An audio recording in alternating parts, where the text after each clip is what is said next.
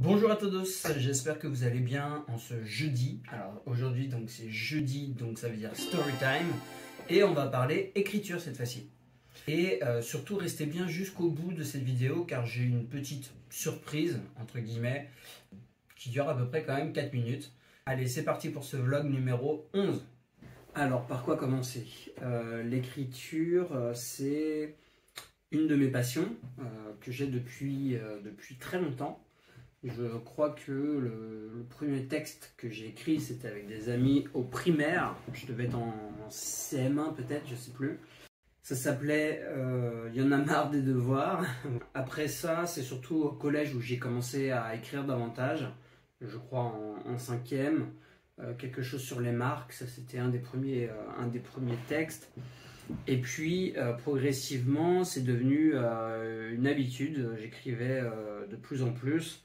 Et surtout, j'écrivais pour me délester de ce qui pesait sur mes épaules d'adolescent. J'ai eu une période que je qualifie de sombre. En gros, c'était une période un peu difficile. Je ne vais pas rentrer dans le détail, mais ça m'a permis du coup de trouver un échappatoire, de m'exprimer sur ce que je ressentais, même si c'était justement c'était des choses difficiles à dire. Donc là, au moins, je pouvais les écrire. Et comme je le dis dans un texte, un texte maintenant qui date pas mal, c'est thérapie puis habitude prise. Moi, quand je trime, j'inscris des rimes. Vraiment, c'était dans cette quête thérapeutique. Donc, j'écris des textes majoritairement, comme je le disais, en rimes.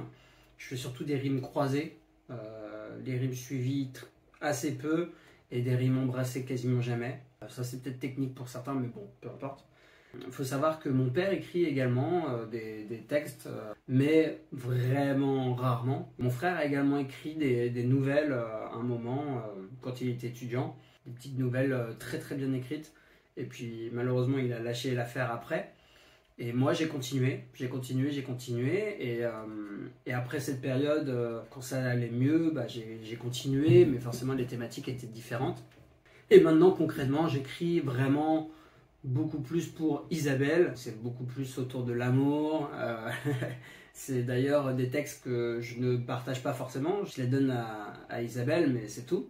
D'ailleurs, je pense que dernièrement, vous avez quand même pu remarquer aussi que sur Instagram, si vous nous suivez, d'ailleurs faites-le, Isaïju, il y a des réels ou même des vidéos où je chante, où je rappe, entre guillemets. En fait, c'est des textes que moi-même j'ai écrits sur des musiques trouvées généralement sur Internet. Je trouve ça intéressant d'essayer de s'exprimer de la meilleure des manières avec les bons mots, etc. Et de faire en sorte que ça rime, idéalement des rimes riches, mais bon, ça dépend. J'ai un carnet dans lequel j'écris des poèmes, mais en fait, ces poèmes, la plupart du temps, sont d'abord écrits en notes sur mon portable. Ça m'arrive également d'écrire sous Word sur l'ordinateur. J'ai au début partagé ça sur mon tout premier blog, c'était un Skyblog, attention. Après le Skyblog, j'ai eu un Overblog, puis j'ai eu un site, waxim.com, puisque mon nom d'artiste, si vous voulez, c'est Waxim, W-A-C-S-I-M. Donc sur ce site, je partageais des photographies et du texte. Et malheureusement, ce site, je l'ai laissé un peu mourir, donc il n'est plus en ligne. D'ailleurs, c'est la même chose pour le site d'Isaïju, ce serait pas mal que je le relance. Et donc, pour revenir vraiment aux origines, je pense que j'ai commencé à réellement écrire régulièrement en 2004. Et jusqu'à ce jour, j'écris très souvent. Je peux écrire un texte 2, 3 par mois, ça dépend. Si j'ai l'inspiration, ça peut aller très vite. L'inspiration, je la trouve forcément déjà dans ma relation avec Isabelle, mais également dans des musiques, des chansons que je peux entendre. En ce moment, c'est Powfu, je sais pas comment ça se prononce, mais c'est un rappeur que j'aime bien. Vraiment, l'inspiration, on peut la trouver dans tout, et parfois, c'est une situation qui se passe dans le métro, par exemple, qui va me donner envie d'écrire dessus. Pour autant, il y a des moments, je m'impose pas en fait un rythme, je m'impose pas d'écrire tant de textes par mois. Je peux me retrouver plusieurs mois sans écrire, et puis subitement, me mettre à écrire 4-5 textes en une semaine.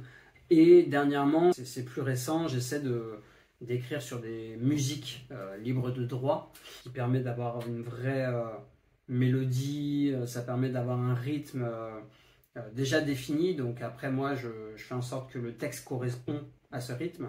J'aurais adoré en fait créer moi-même mes musiques pour mes textes, mais j'ai lâché trop rapidement l'affaire avec notamment la guitare. J'ai eu quelques cours et puis j'ai abandonné. Et donc justement en parlant de musique libre de droit, j'en ai trouvé une avant-hier que j'ai bien aimée, vraiment, ça m'a donné envie d'écrire. Donc hier j'ai écrit le texte s'appelle Tel un lion en cage, et ce que je vous propose c'est de maintenant écouter justement ce texte chanté par moi sur la musique de l'artiste qui Clone Me Twice. Je vous propose d'écouter, j'espère que ça vous plaira. Si vous avez des questions, bien sûr, n'hésitez pas à les poser dans les commentaires. N'hésitez pas également à nous dire quel est votre rapport avec l'écriture. Et si, bien sûr, ce contenu vous plaît, je vous invite à vous abonner à notre chaîne. Et puis, maintenant, c'est l'écoute.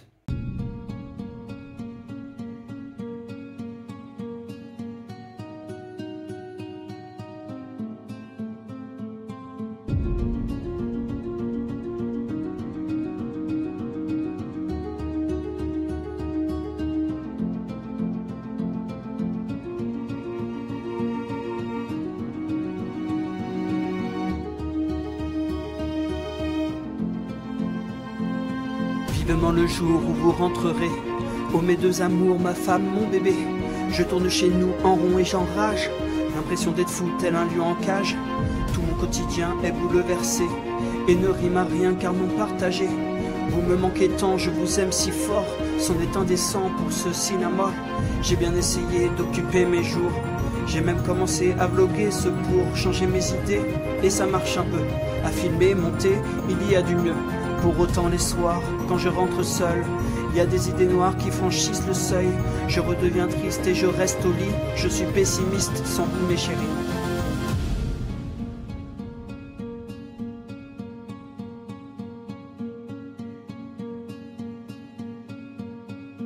La vie n'a de sens que si on la partage, car tout seul, certes on fonce, mais souvent c'est le naufrage. Et pour moi, je ne suis bien qu'avec vous deux dans les parages. Donc j'attends impatiemment que l'on puisse enfin tourner cette page.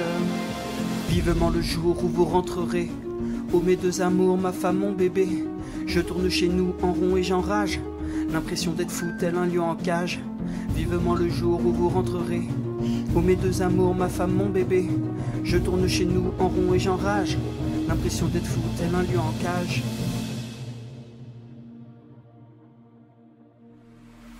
Tel un lion en cage, tel un lion en cage, tel un lion en cage, tel un lion en cage, tel un lion en cage, tel un lion en cage, tel un lion en cage, tel un lion en cage. Je me sens tel un lion en cage, tel un lion en cage, tel un lion en cage, tel un lion en cage, tel un lion en cage, tel un lion en cage, tel un lion en cage, tel un lion en cage. Vous me manquez comme un malade. Clairement, la vie sans vous me paraît fade. Clairement, vous me manquez que je vous aime.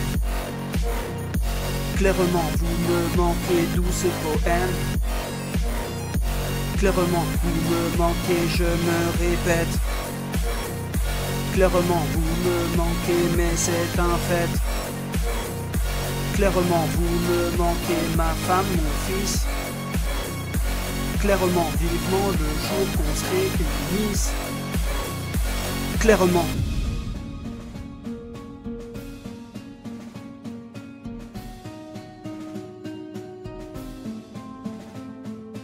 Vivement le jour où vous rentrerez, ô mes deux amours, ma femme, mon bébé.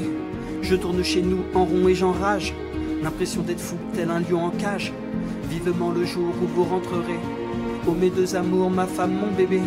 Je tourne chez nous en rond et j'enrage, l'impression d'être fou tel un lion en cage.